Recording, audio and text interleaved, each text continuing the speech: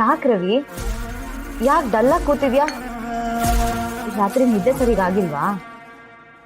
ಇಲ್ಲ ಬಂಗಾರಿ, ನಿನ್ನೆ ರಾತ್ರಿ ನನ್ನ ಕನಸಲ್ಲಿ ನಿಮ್ಮ ಅಣ್ಣ ಮತ್ತು ತಾಯಿ ಬಂದಿದ್ರು. ವಾಟ್? ಅದೇನು ನನ್ನ ಕನ್ಸಲ್ಲಿ ಬರ್ದೇ ಇರೋರು ನಿನ್ನ ಕನ್ಸಲ್ಲಿ ಬಂದಿದ್ದಾರೆ? ನಿನ್ನ ಕನಸಿನ ತುಂಬ ಖುಷಿನೇ ತುಂಬ್ಕೊಂಡಿರ್ಬೇಕಿರೆ ಇನ್ನು ಬೇರೆಯವ್ರು ನಿನ್ನ ಕನಸಲ್ಲಿ ಯಾಕೆ ಬರ್ತಾರೆ? ಎಷ್ಟು ಕೊರಗ್ತಾ ಇದ್ರು ಗೊತ್ತಾ? ಅವರು ನಮಗೋಸ್ಕರ, ಮಗುಗೋಸ್ಕರ ಇಷ್ಟೆಲ್ಲ ಮಾಡಿಬಿಟ್ಟು ಹೋಗಿದ್ದಾರೆ. ನಮ್ಮ ಸಾವಿಗೆ ನ್ಯಾಯ ಕೊಡಿಸಿಲ್ವಲ್ಲ ಅಂತ ಅಳ್ತಾ ಇದ್ರು. ಇನ್ನ ಮತ್ತು ಖುಷಿನ ಅನಾಥ ಮಾಡಿರೋನಿಗೆ ಯಾಕೆ ಶಿಕ್ಷೆ ಕೊಡಿಸಿಲ್ಲ ಅಂತ ನನ್ನ ಪ್ರಶ್ನೆ ಮಾಡ್ತಾ ಇದ್ರು. ತಪ್ಪು ಮಾಡಿರೋನಿಗೆ ಶಿಕ್ಷೆ ಕೊಡಿಸಿ ಅಂತ ಗೋಗರಿತಾ ಇದ್ರು. ಅವ್ರು ಹೇಳ್ತಾರು ಸರಿ ತಾನೆ? ಅದೇನೋ ಸರಿ, ಆದ್ರೆ ಸಿದ್ದು ಈ ರೀತಿ ಮಾಡಿರಲ್ಲ ಅಂತ ನಮ್ಮಿಬ್ರು ಗೊತ್ತಿರೋದೇ ಅಲ್ವಾ? ಅದು ಅಲ್ಲದೆ ಭಾವನಾ ಖುಷಿನ ನಮ್ಮ ಹತ್ರನೇ ಬಿಟ್ಟಿದ್ದಾಳೆ, ನಮ್ಮ ಆಸ್ತಿನ ನಮ್ಗೆ ಕೊಟ್ಟಿದ್ದಾಳೆ. ಅವರಿಬ್ರು ಇವಾಗಷ್ಟೇ ಖುಷಿಯಾಗಿದ್ದಾರೆ.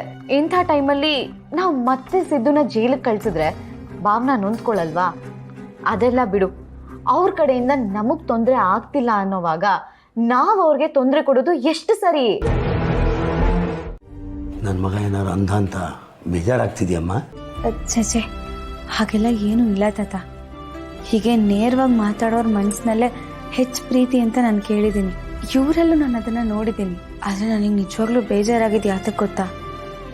ಅವ್ರ ತಂಗಿ ಬಗ್ಗೆ ಹಾಗೆಲ್ಲ ಮಾತಾಡಿದ್ರಲ್ಲ, ಅದಕ್ಕೆ. ಯಾಕೆ ತಾತ ಅವ್ರು ಅಷ್ಟೊಂದು ದ್ವೇಷ ಮಾಡ್ತಾರೆ? ಅಷ್ಟು ದ್ವೇಷ ಮಾಡೋಂಥ ತಪ್ಪು ಏನು ಮಾಡಿದಾರೆ ಅವರು? ನನಗೆ ಅಮ್ಮ ಒಂದ್ಸತಿ ಎಲ್ಲ ಹೇಳಿದ್ದಾರೆ. ಮೊನ್ನೆ ಸರ್ ಕೂಡ ಹೇಳಿದ್ರು. ಆಯಿತು, ಅವ್ರು ತಪ್ಪು ಮಾಡಿದ್ದಾರೆ ಅಂತಾನೆ ಅನ್ಕೊಳ್ಳೋಣ, ಆದರೆ ದೊಡ್ಡವರಾಗಿ ಇವ್ರು ಕ್ಷಮಿಸ್ಬೋದಲ್ವಾ? ಇಷ್ಟು ವರ್ಷ ಸಾಧಿಸೋಂಥ ತಪ್ಪು ಏನು ಮಾಡಿದಾರೆ ಅವರು? ಸಾವಿಲ್ದೇ ಇರೋ ಮನೆ ಇಲ್ಲ ಅಂತಾರೆ, ಅಂಥದ್ರಲ್ಲಿ ತಪ್ಪು ಮಾಡದೇ ಇರೋರು ಇರಕ್ಕೆ ಸಾಧ್ಯನಾ? ಸ್ವಂತ ತಂಗಿನೇ ಈ ಥರ ದ್ವೇಷ ಮಾಡೋದು ತಪ್ಪಲ್ವಾ ತಾತ? ಬೆನ್ನಿಗೆ ಚೂರಿ ಹಾಕಿದ್ರು ಕ್ಷಮಿಸ್ಬೋದಮ್ಮ, ಆದರೆ ನಂಬಿಕೆ ದ್ರೋಹ ಮಾಡಿದ್ರೆ ಕ್ಷಮಿಸೋದು ಬಹಳ ಕಷ್ಟಮ್ಮ. ಅಯ್ಯೋರಮ್ಮ, ನೀವು ಅವ್ರ ಥರನೇ ಮಾತಾಡ್ತಿದ್ದೀರಲ್ಲ ತಾತ. ನಿಮ್ಗೂ ಅವ್ರ ಮಗಳೇ ತಾನೆ, ನಿಮಗೆ ಮಗಳನ್ನ ನೋಡಬೇಕು ಅಂತ ಆಸೆ ಆಗ್ತಿಲ್ವಾ? ಖಂಡಿತ ಇದೆಯಮ್ಮ. ನೋಡಿ, ನಿಮಗೆ ಅನಿಸ್ತಿದೆ ಅಂದಮೇಲೆ ಅವ್ರಿಗೂ ಅನಿಸ್ತಿರ್ಬೋದಲ್ವಾ? ಇವ್ರಿಗೆ ಅನಿಸ್ದೇ ಇರ್ಬೋದು, ಆದರೆ ಅವ್ರ ತಂಗಿಗೆ ನೋಡಬೇಕು ಅಂತ ಕಾಯ್ತಿರ್ಬೋದಲ್ವಾ? ಈಗ ಅಮ್ಮ ತೀರ್ಕೊಂಡಿದ್ದಾರೆ ಅಂತ ವಿಷಯ ಗೊತ್ತೋ ಗೊತ್ತಿಲ್ವೋ ಅವ್ರಿಗೆ? ಗೊತ್ತಾದ್ರೆ ಎಷ್ಟು ನೊಂದ್ಕೊಳ್ತಾರೋ ಏನೋ. ಸಾವಿನ ವಿಷಯದ ಬಗ್ಗೆ ಈ ಥರ ಎಲ್ಲ ಹಠ ಮಾಡೋದು ಎಷ್ಟು ಸರಿ, ನೀವೇ ಹೇಳಿ? ನನ್ನ ಮಗಳಿಗೆ ಅವ್ರ ಅತ್ತಿಗೆ ಸತ್ತಿರೋದು ಗೊತ್ತಿದೆಯಮ್ಮ.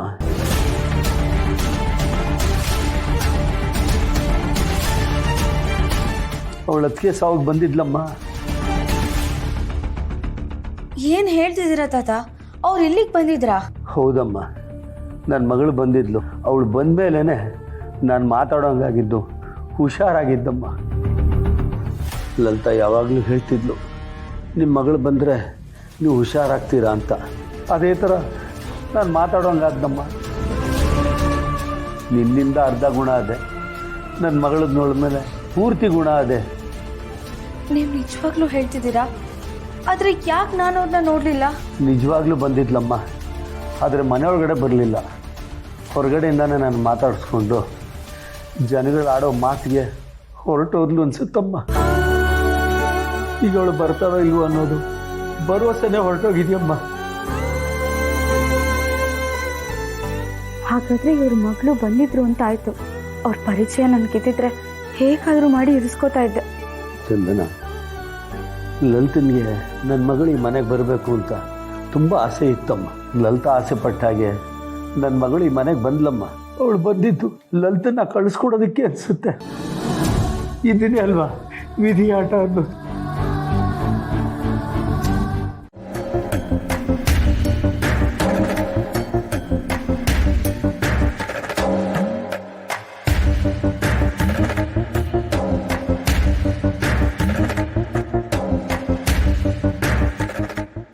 ಇದೇನಿದು ಭಾವನಾ, ಈಗ ಒಳ್ಳೆ ಫುಟ್ಪಾತಲ್ಲಿ ಬಂದು ಕುತ್ಕೊಂಡ್ಬಿಟ್ಟಿದ್ದೀರಾ? ಇಷ್ಟು ಬೇಗ ರೋಡಿಗೆ ಬಂದ್ಬಿಟ್ರಾ? ಛೇ, ನಿಮ್ಗಿಂತ ಗತಿ ಬರಬಾರ್ದಾಗಿತ್ತು ಬಿಡಿ. ನನ್ನನ್ನು ಇಂಥ ಗತಿಗೆ ಯಾರು ತಂದಿದ್ದಾರೆ ಅಂತ ನನಗೆ ಚೆನ್ನಾಗಿ ಗೊತ್ತು ನೀಲು ಅವರೇ. ಓಹ್, ಈಗಲಾದರೂ ಗೊತ್ತಾಯ್ತಾ? ಒಳ್ಳೇದೇ ಬಿಡಿ. ನೋಡಿ ಅದಕ್ಕೆ ಹೇಳೋದು ತುಂಬಾ ಮೆರೆಯಕ್ ಹೋಗ್ಬಾರ್ದು ಅಂತ. ಅದು ಜಾಸ್ತಿ ದಿನ ನಡೆಯಲ್ಲ ಭಾವನಾ. ಏನೋ ದೊಡ್ಡವ್ರು ಹೇಳೋ ಮಾತನ್ನ ಕೇಳ್ಕೊಂಡು ಒಂದ್ ಸ್ವಲ್ಪ ಅಡ್ಜಸ್ಟ್ ಮಾಡ್ಕೊಂಡು ಅನುಸರಿಸ್ಕೊಂಡು ಹೋಗಿದ್ರೆ ನಿಮ್ಗೆ ಈ ತರ ಒಂದು ಪರಿಸ್ಥಿತಿ ಬರ್ತಾ ಇರ್ಲಿಲ್ಲ. ಆದ್ರೆ ನೀವೇನ್ ಮಾಡಿದ್ರಿ ಹೇಳಿ? ಯಾರು ಹೇಳೋ ಮಾತನ್ನು ಕೇಳ್ದೆ ನಾನೇ ಎಲ್ಲ, ನನ್ನ ಬಿಟ್ರೆ ಇಲ್ಲ ಅಂತ ಮೆರೆದ್ರಿ. ಅದಕ್ಕೆ ಇವತ್ತು ನೀವು ಬೀದಿಗೆ ಬಿದ್ದಿರೋದು. ನೋಡಿ ಭಾವನಾ, ಈ ಫೀಲ್ಡ್ ಅಲ್ಲಿ ನೀವಿನ್ನ ಹುಟ್ಟಿರೋ ಮಗು, ಕೈ ಕಾಲು ಆಡಿಸ್ಬೋದು, ಅಳ್ಬೋದು, ಬಿಟ್ರೆ ಜಾಸ್ತಿ ಬೇರೆ ಏನು ಮಾಡ್ಕೊಳಕ್ಕಾಗಲ್ಲ. ಆದ್ರೆ ಮಾವ ಹಾಗಲ್ಲ. ಇಂಥ ಒಂದು ಫೀಲ್ಡ್ ಅಲ್ಲಿ ಅವರು ತಿಮಿಂಗಳ ಇದ್ದಾಗೆ. ಅಂಥವ್ರನ್ನೆಲ್ಲ ಎದುರಾಕೊಂಡು ನಮಗೆ ಬದುಕಕ್ಕಾಗಲ್ಲ. ಅದನ್ನ ಫಸ್ಟ್ ಅರ್ಥ ಮಾಡ್ಕೋಬೇಕು ನೀವು. ಇಷ್ಟಕ್ಕೂ ನಿಮ್ ಗಂಡ ಸಾಮಾನ್ಯದವನೇನಲ್ಲ, ಮಾವನಿಗೆ ತಕ್ಕ ಮಗನೇ. ಅವನೇನು ಶ್ರೀರಾಮಚಂದ್ರ ಅಲ್ಲ. ಅವನು ತೆಗ್ದಿರೋದು ಒಂದಲ್ಲ 2 ಜೀವನ. ಫಿಟ್ ಆಗಿರೋದು ಆಕ್ಸಿಡೆಂಟ್ ಕೇಸಲ್ಲಿ. ಇದನ್ನ ಸಿದ್ದು ತಾನಾಗೇ ಮಾಡಿದ್ರು ಅಥವಾ ಅಕಸ್ಮಾತ್ ಆಗಿ ಆಗಿದ್ದಿದ್ರು ಕೇಸು ಸಿಕ್ಕಾಪಟ್ಟೆ ಸ್ಟ್ರಾಂಗ್ ಆಗಿದೆ. ಇವನೇ ಹೋಗಿ ಸರೆಂಡರ್ ಆಗಿದ್ರೆ ಏನೋ ಒಂದ್ ಸ್ವಲ್ಪ ಶಿಕ್ಷೆ ಕಡಿಮೆ ಆಗಿರ್ತಿತ್ತೋ ಏನೋ. ಆದ್ರೆ ಇವನ್ ಹಾಗೆ ಮಾಡ್ಲಿಲ್ಲ. ಕೇಸನ್ನ ಮುಚ್ಚಾಕೋದಿಕ್ ಪ್ರಯತ್ನ ಪಟ್ಟ. ಅದು ತಪ್ಪಲ್ವಾ ಭಾವನಾ? ಅದಕ್ಕೆ ಇವತ್ತು ಪೊಲೀಸು ಒದ್ದು ಎಳ್ಕೊಂಡು ಹೋಗ್ತಾ ಇರೋದು. ಹೇಗೋ ಮದುವೆ ಆಗೋಗಿದೆ, ಮಾವ ಹೇಳಿದಾಗೆ ಅಡ್ಜಸ್ಟ್ ಮಾಡ್ಕೊಂಡಿರಿ ಅಂತ. ನೀವು ನನ್ನ ಮಾತೇ ಕೇಳಲಿಲ್ಲ. ಅದಕ್ಕೆ ಇವತ್ತು ಈ ರೀತಿ ಅನುಭವಿಸ್ತಾ ಇದ್ದೀರಾ. ಅಂತೂ ಈ ಆಟದಲ್ಲಿ ಮಾವ ಗೆದ್ಬಿಟ್ರು, ನೀವು ಸೋತ್ ಹೋದ್ರಿ. ನೀವು ಲೂಸರ್ ಆಗೋದ್ರಿ. ಇನ್ನೇನೂ ಇಲ್ಲ. ಏನೋ ನನ್ನ ಮನಸ್ಸಲ್ಲಿ ಇದನ್ನೆಲ್ಲ ಹೇಳಬೇಕು ಅಂತಿತ್ತು, ಹೇಳಿದೆ. ಬರ್ಲಾ?